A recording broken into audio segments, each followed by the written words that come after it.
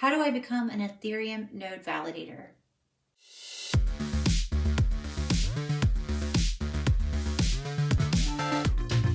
I'm not anything fancy. In fact, I don't have a technical background either. So if you are wanting to go ahead and do some liquid staking and But this is the people are using this network, and it's an ecosystem that continues to grow and build. Novice to future validator.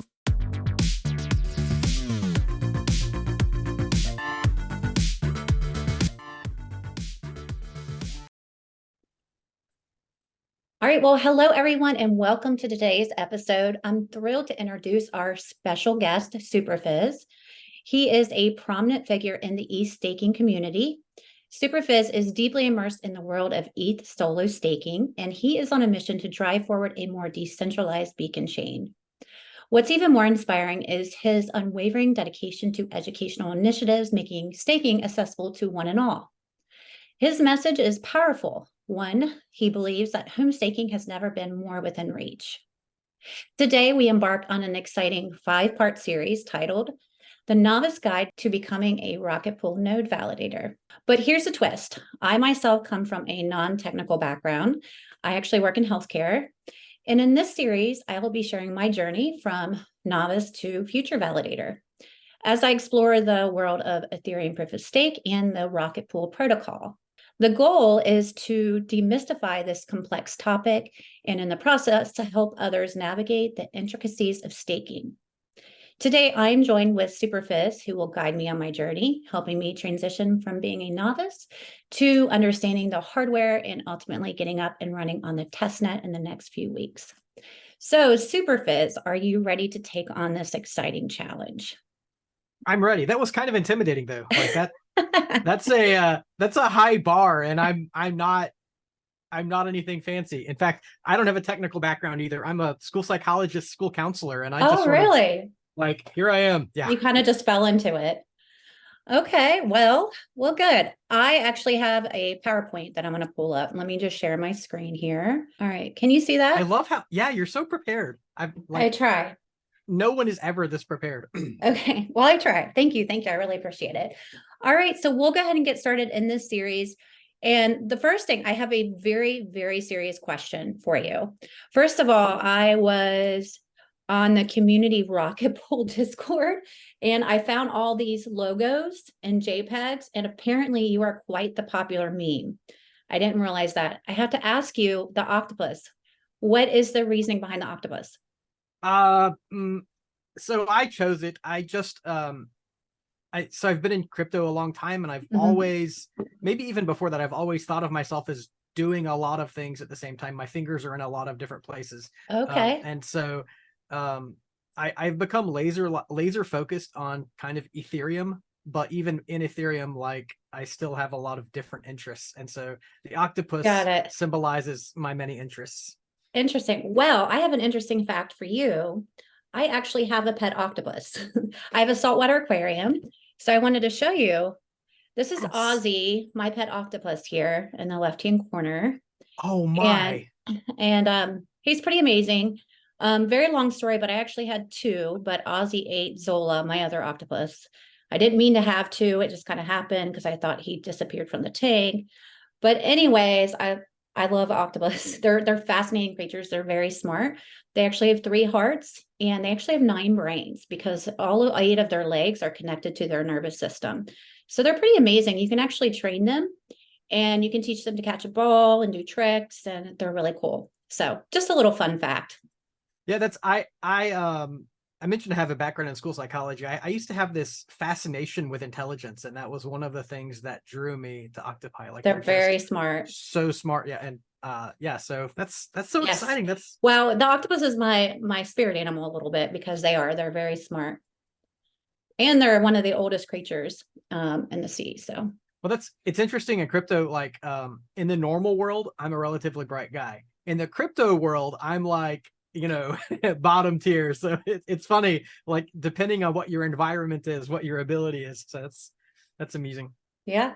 All right. Well, let's start off first here. So this really, I wanted to go over the EthStaker. So you're representing EthStaker and then Rocketpool, because Frankly, I cannot be a solo staker. I don't have 32 Ethereum at hand right now. So I am going to go with the Rocketpool community. And so this video, this series is for the Rocketpool community and hopefully EthStakers as well.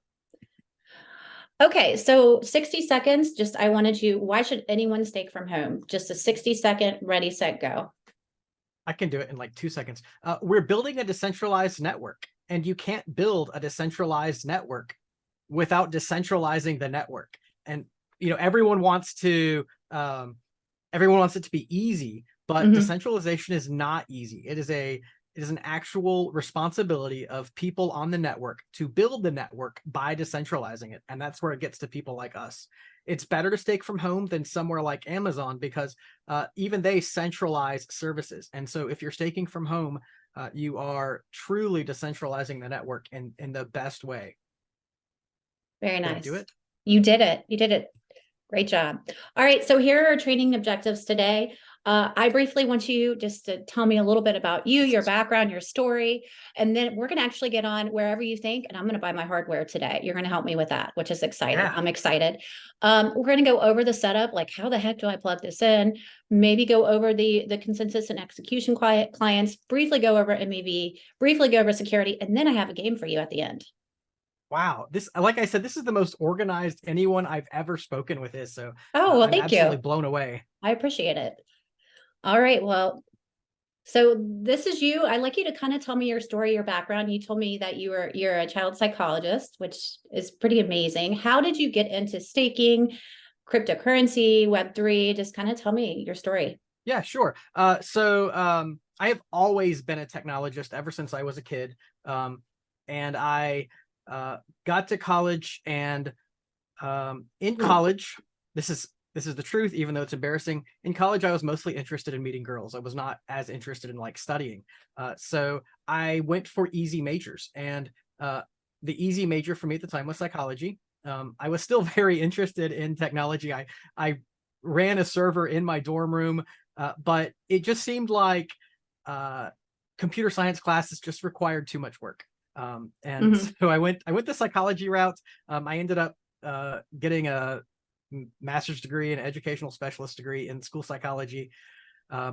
Wasn't really satisfied with that because I didn't feel like it was really serving kids. It was more of like it was mostly assessment. And so I shifted into school counseling, where I got to work individually with kids, and it's a real blessing. I loved the work. But 2011, I saw an article on Bitcoin, and I'm one of the lucky people. Like the first exposure I had, everything stopped for me. I dug into Bitcoin, became obsessed with it, began mining in 2011, and then Ethereum in 2014. In 2018, I was doing well enough that and proof of stake was coming. I wanted to be a part of the network, a bigger part of the network. So I left my job and really just focused on empowering the staking community. And that's really what I've done since whatever 2018 is building and empowering the staking community, because developers can write good code, but if the community doesn't execute that code, if we don't build out the decentralized network, then it's really a waste of effort. It's a LARP, a live action role play. It's not real. For it to be real, we have to build a strong community, and that's a role that I believe that I could fill. Yeah, that makes sense. It's funny how things happen. When you had mentioned that you wanted to get the easiest major possible, I went and got my nursing and wanted to just work in the emergency department because I saw ER and George Clooney. And so I was like, I know I want to be there. And that's kind of how my career started. But it is funny how you evolve and kind of figure out what you want to do. So you had mentioned that this is kind of like your calling or your goal to do this. How do you think that happens? Like how do you get more people involved to be home stakers? How do you decentralize the network with people that aren't like your typical devs and developers that are doing this code? Yeah, I would say it is 3 E's, and I just made this up: educating, empowering, and the other one, which is encouraging. Yeah, it's pretty good. But That's good. really, I know. On the Wow. fly. That's really good. I like it. Those are really the things that I do through Twitter, through Reddit, through meeting people in person. Mhm. Is I'm educating about the value of solo staking or home staking. I'm encouraging people to do this. Like I want to push. I want to say, hey, this is not as hard as you think it is, and I'm empowering people to realize that they are not insignificant. They are significant. They can contribute, that every node on the network makes a difference. Mhm. And so those things really just, they drive me. They give me a mission every day. And there's a lot of pushback, a lot of people who, say, well, you're not doing it right, or, there's a better chain or whatever. Sure. But I really feel very committed to the values that I'm pursuing, and they feel right to me. So I have no hesitations. That's awesome. All right, so let's talk about hardware, because I know you don't have a lot of time today. That's my number one. I initially had the DApp node, and it was a borrowed. My goal was to do a test net and then move the DApp node and then buy my own equipment. But I'm actually sending the DApp node to Africa for someone to run it. So now I'm going to buy my own hardware today. Can you just briefly go over what I need, if this looks good? Because there's other things that you need that I always say, like, well, you need to know what wallet you're using. You need a flash drive for your keys. So tell me if this is a good list, or is there anything that I'm missing? So I'll zip through it really quickly. The Intel NUC is a great product. I don't know if you're aware that Intel does not plan to continue that line, but it is still at this moment the best product, I believe, for staking.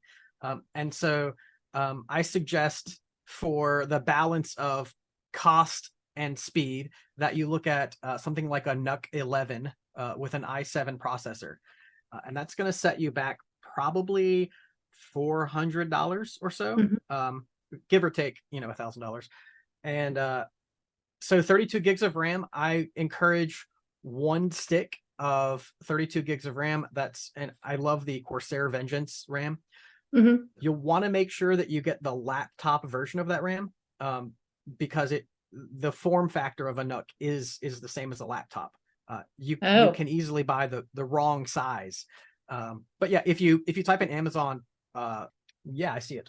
Okay, right. So NUC 12, yes, this is great. So the only, if you're willing to spend that money, that's a superior product. Do I need it? No, that's right there. Well, so also type in bare bones. Well, so here's the thing, NUC 11 bare bones.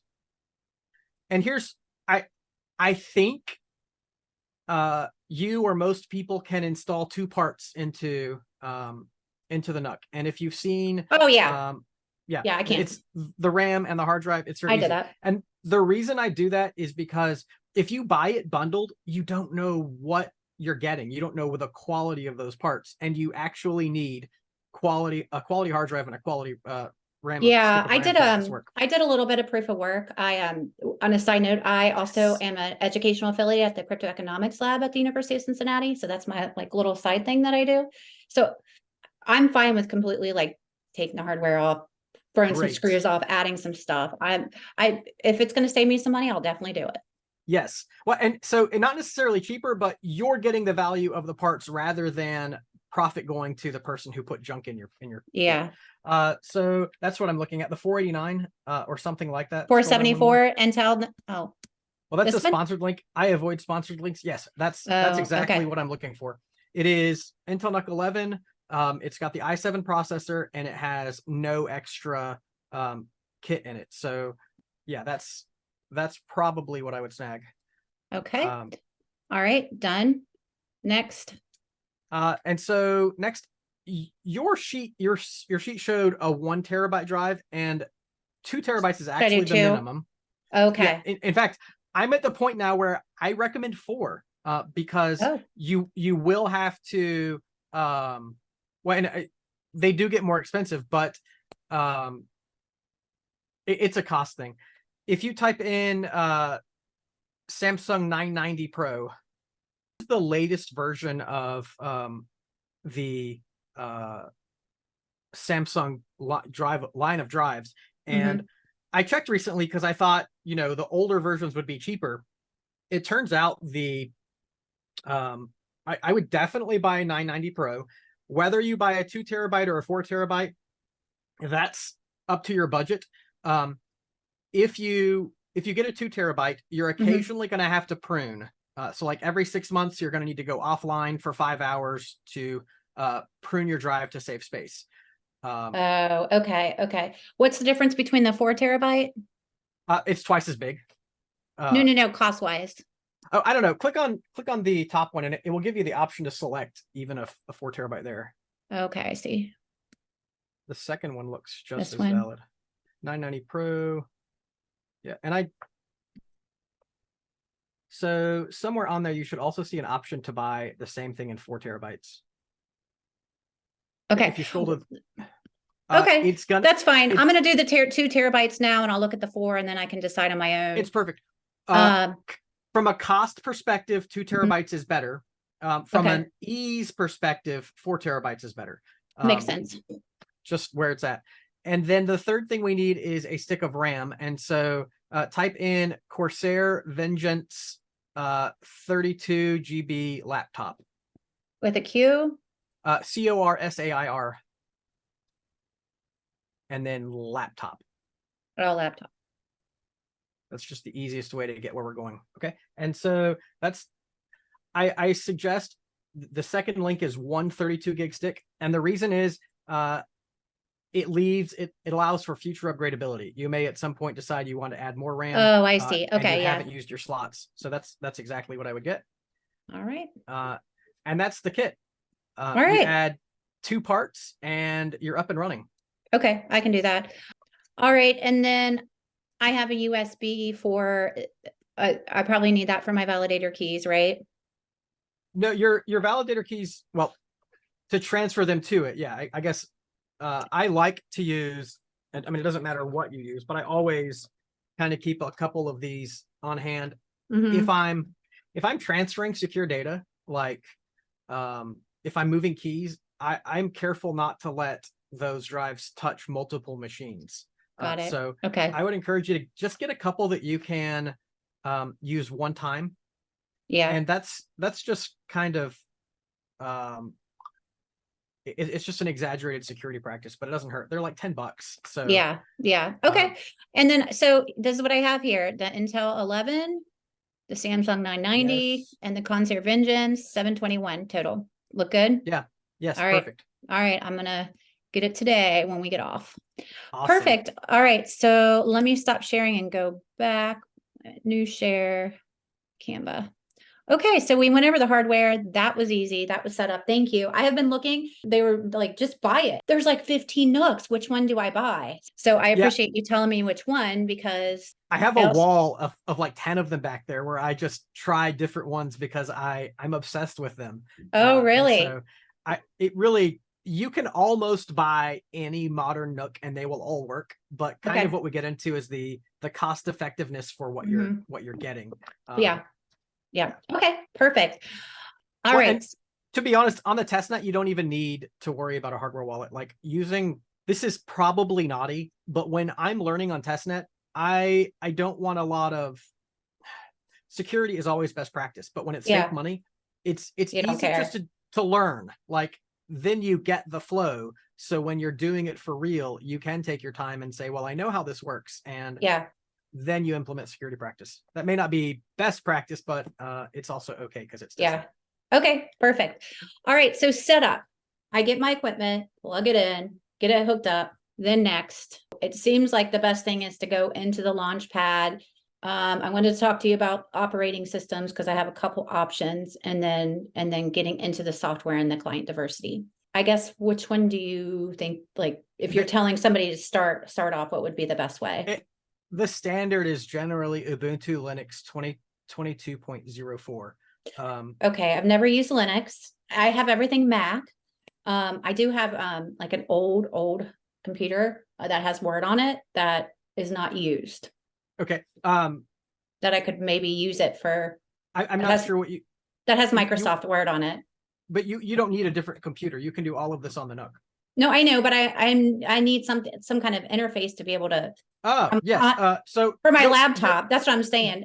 Your Mac is perfect. Mac Okay. is built on Darwin. It's built on a version of Linux or something very similar to it, essentially Linux. So when you open a command prompt in Mac, you're essentially at a Linux command prompt.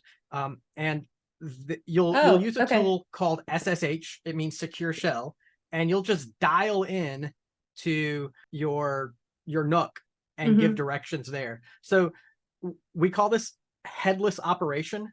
It means that you don't have a screen on your NUC. When you get started, you're definitely going to want to do a screen and a keyboard and have all of that. But as you get going, you will just be able to call into your NUC from your Mac and tell it whatever you need it to do.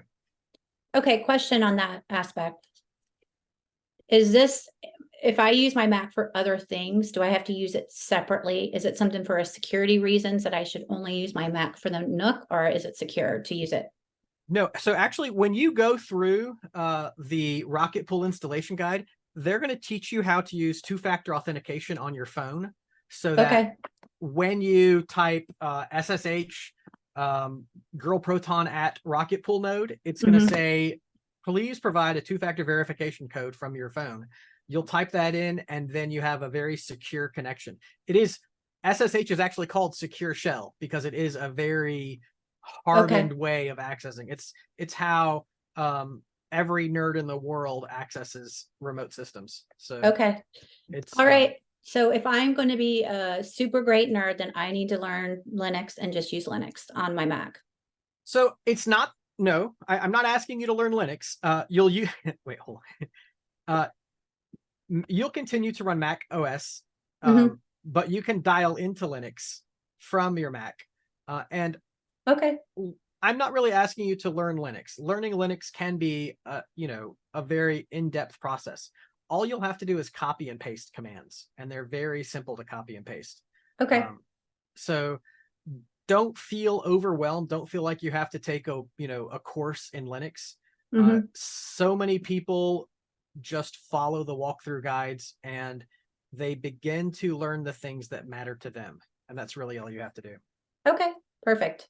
All right. Well, I think I'm okay with that. When I go into obviously I look at the Rocketpool guidelines, but then the actual launch pad is where I can download all the software and go through all the checks, correct? All of that is contained in the Rocketpool Smart Node. You won't have to access the launch pad at all.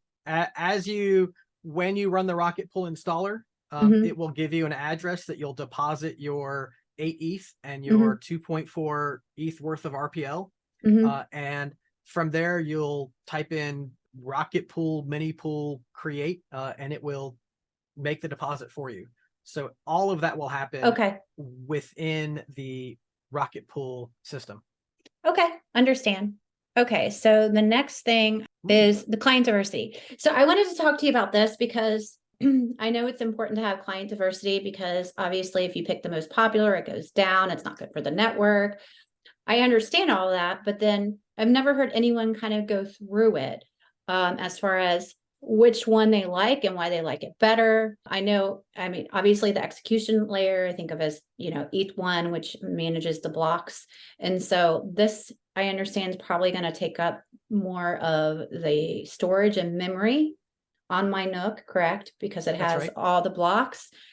And so I understand that if you do the Geth, then you don't have to do the cloud, then it automatically just downloads everything. Is that correct? Do I have that right? All of these execution clients, they connect to each other on the network, and they will all download a bunch of information. There's not a huge difference in the way any of the clients operate. The differences are the way that they are, basically the language they're written in. And so I don't know how much you know about computer languages, but there are things like Java, C#, Go, C++.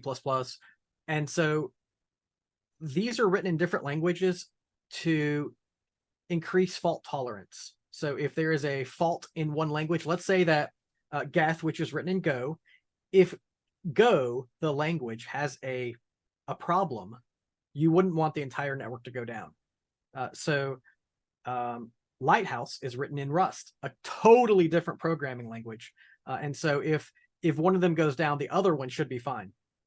From the end user perspective, there's not a lot of difference. It's just, it's learning to use a different one.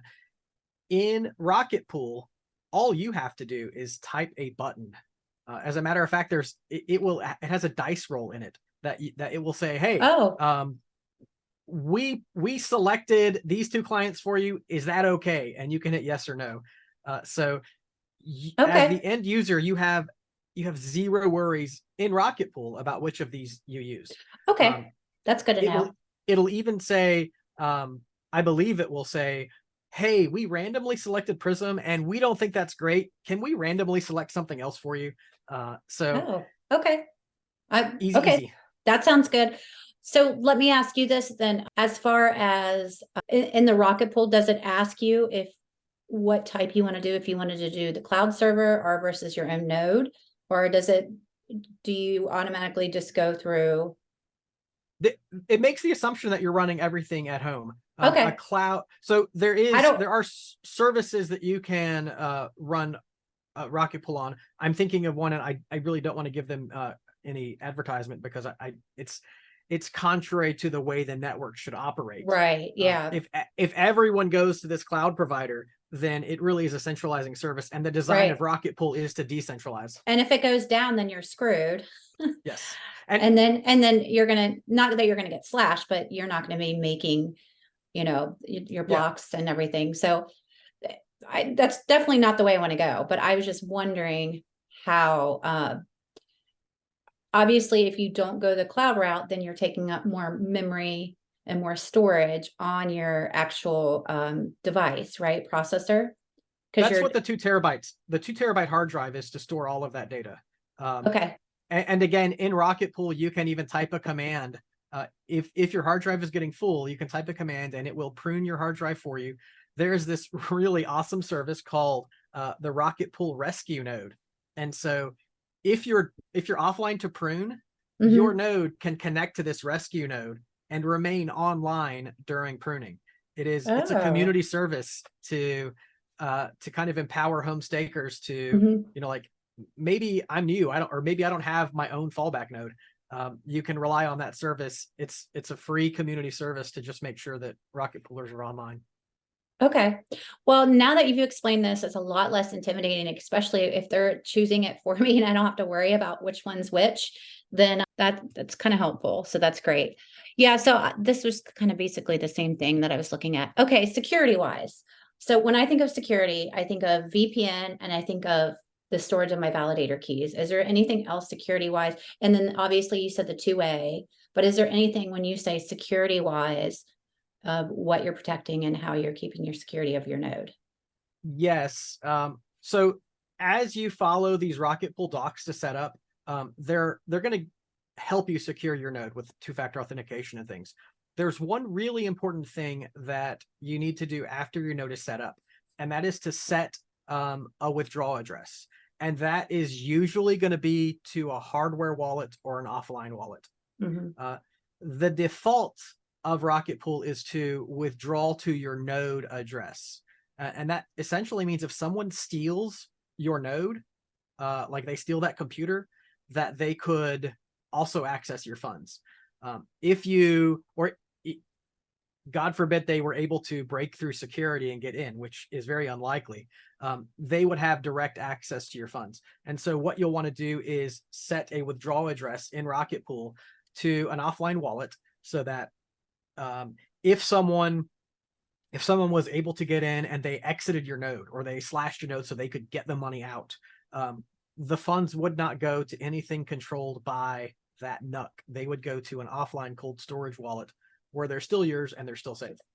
Got it. And that's where Wagyu key comes in, or the validator keys, and then also the deposit. Yeah. So the Rocketpool will create validator keys for you. You don't even have to manage those. Those are managed by the node software. Okay. Do you have to use Wagyu key, or can you use it? I do not believe you can use Wagyu with a Rocketpool install, because they create rather than a normal deposit, they create a smart contract deposit. I see. That's what That makes enables you to sense. receive Okay. ether from other people, and also prevents you from stealing that ether. Got it. Okay, that makes sense. All right. So VPN, tell me, is that something that Rocketpool will help you set up? Is that something that needs to be done, or does that matter? VPN in this case is a very advanced concept that isn't really applicable to a home staker. In general, you're going to run your node locally. You're going, that means at your house, you're going to use a computer at your house to connect to that node. A VPN could come in handy if you're traveling. And so like I'm in France, my node is in America, and I need to connect to it. You could use a VPN to connect there, but I think that's a little bit outside of the scope. What I really encourage people to do, if you go on vacation for a few weeks, don't worry about it. If it goes offline, I've heard that. lose $5 when you get heard home, that. restart it. And I've had the problem too. Like I'm 1,000 miles from my node, and I'm trying to do everything I can to fix it to save 30 cents. And I'm missing time with my family. I'm not really engaged in my vacation. And so I really feel like when you go on vacation, go on vacation. When you come back, if it needs to be restarted, then you can do that. But I'll tell you, never. In running these nodes for 3 or 4 years now, I've never really had like this critical, everything is broken, I'm not going to survive moment. So it's really like a personal worry, and not the computer's going to run fine without you. Okay. All right. Good to know. I've heard that before. All right. We talked about Wiguku. Okay. So I'm going to order my equipment today. It's Amazon. So, you never know. I could get it today. Yeah. So I'm going to say that my goal is to be up and running on the testnet in the next 2 weeks. How long should I practice on the testnet for before I'm ready to roll? Yeah. I'm looking for, after you get it installed, you want to get a validator live on testnet. That's going to take a couple days. And then you also want to practice an exit. And so that whole process could be done in a week. For your own sanity, I would really probably set aside 10 hours of practice time to make sure you're really comfortable with it. Okay. Because I'm an analyzer, so good. I'm going to have to like understand everything before I'm comfortable with it. But there's an experience that I've discovered. I've run on 1,000 testnets, and I've run on mainnet. I can practice on testnets all day long, but the moment a lot of money is involved, my blood pressure goes up, and like I start hearing a ringing in my ears, and I'm like, I've done this 1,000 times. Nothing is different. Yeah. But you really want to get that practice time under your belt so that your mind's automation kicks in and you're not, frozen. Okay. And that's fair. And again, and I know it's okay to be offline. You don't have to panic. But when dollar signs are involved, your mind gets a little wonky. Oh yeah. Oh yeah. Okay. Well, that's good to know. I was thinking a month, but I don't know. That used to be my recommendation. I used to like tell everyone, hey, before you go to mainnet, be on test in a month.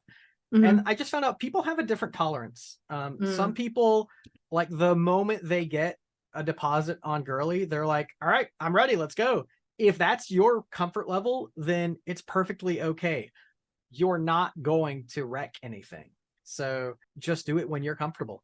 Any other best practices or anything that I should know before I get started that I didn't mention or ask? So some people have a temptation to use wireless networks, and that's a really poor idea. You really do want to be plugged into your router with an Ethernet cable. Okay. Not my laptop, but the actual NUC. Yes, the actual NUC. Okay. Because there's a lot of data transfer going on, and a Wi-Fi network can handle it, but you're going to have deteriorated service, and it's just not ideal. Yeah. Other best practice, really do play around on the testnet. Don't be afraid to break things. Don't be afraid to try every single command, because it is a testnet and it's there for you to mess up. Okay. I talked to some friends who were like, I'm on testnet, but I didn't want to try that because I didn't want to mess anything up. And I'm like, that's the place. It's okay. It's if it's not like you're going to get slashed. You might get an error saying, hey, you can't do that. but that's okay. Like you're learning, and that's the time to do that. You mentioned that you had an old computer that runs Word. It might be worthwhile to, well, it takes at least a terabyte hard drive, so that wouldn't be good. I like to run testnet and mainnet at the same time. But that's just me. Like I want to, often test things before I do them on my main system. Oh, that's a really good idea. Yeah, but it requires essentially 2 sets of hardware. And that, I don't know if you know this about me. I'm not in this for the money. I'm in it for the fun. So right. Yeah. I don't mind spinning that. I have as much fun running a testnet as I do mainnet, but not everyone, people come from different positions. Yeah. Yeah. And I'd say the final thing is the support channel in the Rocketpool Discord is, in my 30 years on the internet, it is the best staffed support channel I've ever seen. They really are amazing. Wait, we met there. I met you there. It's funny. I'm like, I kid that I'm not allowed to go in there because I'm a goofball. Like I'm really just there to have fun. But and so I scold myself if I go into support because I threw out red herrings. Yeah. But they really are good. Feel comfortable going. Yes. They really are good. And talented. They know the stack inside and out. I've never, as a matter of fact, they provide support to other people like in Ethereum because they know what they're talking about. So they're a really valuable group. Yeah, they so don't be afraid ever to go in there and say, hey, this. And I what I often do is I'm like, hey guys, this is what I think. Is this right? And they'll say yes or no. So it's very valuable. Very nice. Well, those are really, really good tips. So thank you. I will keep you updated on when I get my equipment and when I get started. I know you have to go. We have 1 minute left, which is just enough time for the game.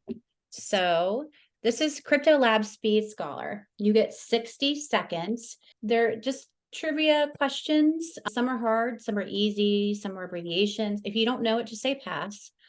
And your buddy Remy, I think, got 5 right. So you at least got to beat him. I'm intimidated. He's smarter than I am. All right. Are you ready? How many questions are there? There's like 30. No one's ever gotten 30. I think the most somebody got was 10. I made this game up a long time ago. Are you ready? I'm ready. And go. Creator of Bitcoin. Satoshi Nakamoto. All other coins besides Bitcoin grouped together under this category. Altcoins. Good. Disgraced founder and CEO of crypto exchange FTX. SBF. Physical storage device such as a flash drive, hard drive, or solid state drive to store cryptocurrency. Hardware wallet. Yes. Smallest unit of Bitcoin. Satoshi. Yes. Digital tokens that represent a unique asset such as art, music, or other digital items. NFTs. Yep. Known for pumping Dogecoin. Elon Musk. Yes. People that update the blockchain are called? Proposers? Node operators? I'll give you that. Miners? Transactions on the Ethereum network that carry a fee. For every transaction, users must pay what? Gas? Yes. First known purchase with Bitcoin. Oh, it was the 2 pizzas. Yes. What's his name? I forget his name right now. I'm sorry. All right, all done. Wow, you did amazing. Let's just count up here and see. What did I say? Lansing? I want to get his name. I don't know. How many did I say? Did I say 9 was the person that got the most out of all these? Laszlo. Okay, I didn't know that. My recollection was 10, but I don't know. Maybe 9 or 10. All right, let's count here. 1, 2, 3, 4, 5, 6, 7, 8, 9, 10. Hey! There you go. Bam, Great. Superphiz. All right, well, it was such a great time speaking with you today. I'm hoping I get to speak with you again, maybe in a month or so to give you an update on my testnet, and hopefully everything goes well. Cross fingers. I can't wait. It was such a privilege to talk to you. I know. It was great speaking with you as well, Superphiz. Good luck to you. Take care and have a wonderful day. Thank you. All right. Bye. Bye-bye.